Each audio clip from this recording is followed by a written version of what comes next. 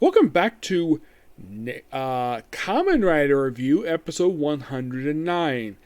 I was actually planning on doing 4 episodes, but time-wise, I was not able to. So, we're here discussing episodes 46 to 48. 46 is sadly death of another character, who dies in episode number 46. Why? It's not one of the Grand Mutants. It's Bossarum. Yep, he gets killed off here. Yeah, basically he wants to come by himself. And this is also think of this as the best way to describe episode 46. It picks up right after the events of episode 45. You can think of 45 as a prelude to the endgame. This is pretty much the beginning of the endgame. So, Kamen Rider Black takes him on with, of course, Whale Mutant, the second to last original mutant introduced in the series. There is a new one that shows up just before the end of the series. He pops up. He did actually have him pop up occasionally part of this one, but he doesn't do anything until like episode 50, which we'll get to that. So, we see him basically over here as a conversation with, of course, the two Grand Mutants, thinking, oh crap, basically, like, one of their plans is to get rid of the ocean. And we see, oh yeah, we see this what the Golden Empire looks like, and it's this late 80s computer generated stuff. You can think of this as that like early stages CGI. That's what this thing is. So he wants to take on Kamen Rider Black by himself, and he takes him with the Whale Mutant, who draws him out. And it turns out Whale Mutant is a traitor because he planned to betray the organization. Why? Because they get rid of the oceans. That's the reason for it. I'm like, okay, that's a fine reason why. And by the way, the leader of the Grand Mutants, Dorm, is actually informed this by the Bat Mutant. Which I should point out though, prior to this very episode, he has done very little. A lot of the time, Bat Mutant just appears in cameos. He occasionally takes part in some episodes, but he doesn't really play a big role. By the way, 49, basically, we're going to see him play a much bigger role here. So, and like, okay, we're going to end this life here. And Bossum, of course, is defeated by Kamen Rider Black.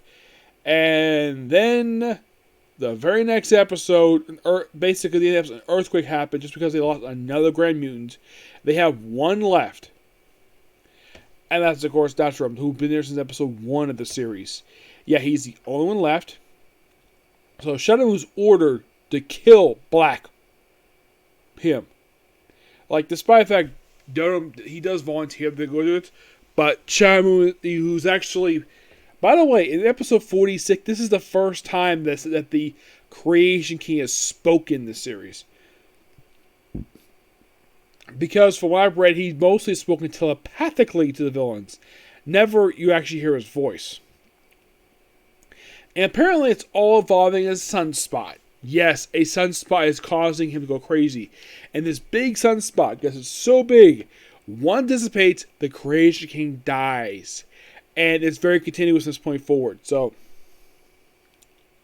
we have our Shadow Moon fights him after some decision making. We also see the return of the Gurum Sentai, known as the Shogi Warriors.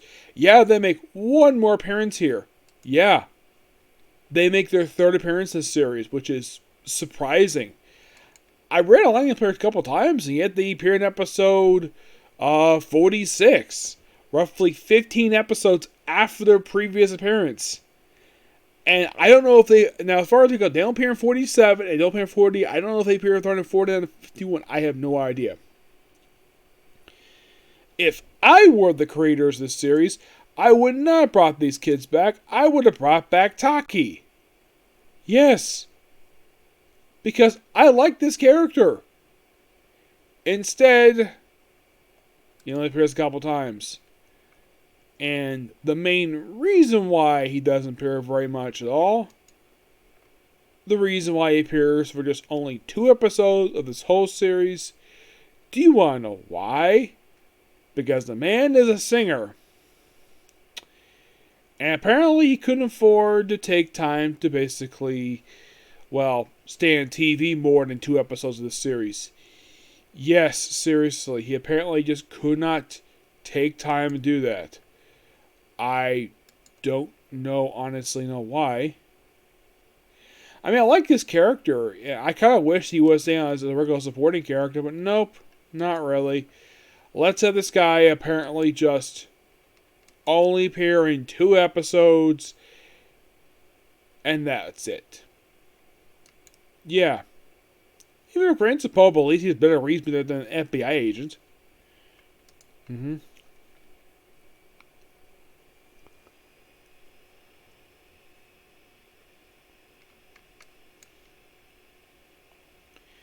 Yeah, instead of with the kids, and of course he decides to battle Black. Black decides to battle Shadow Moon. And a really good battle. And the girls come out to witness it, and then Kamen Rider die. He gets defeated, and then he just dies while the girls, and his body falls off like a cliffside, falls in the water, which is retrieved for next episode by Will Mutant.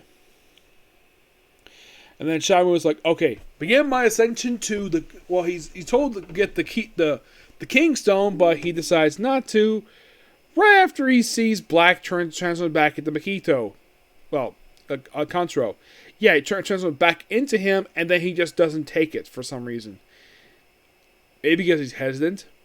Also, he briefly transfers back to his normal self, which is the first time in present day we have seen him.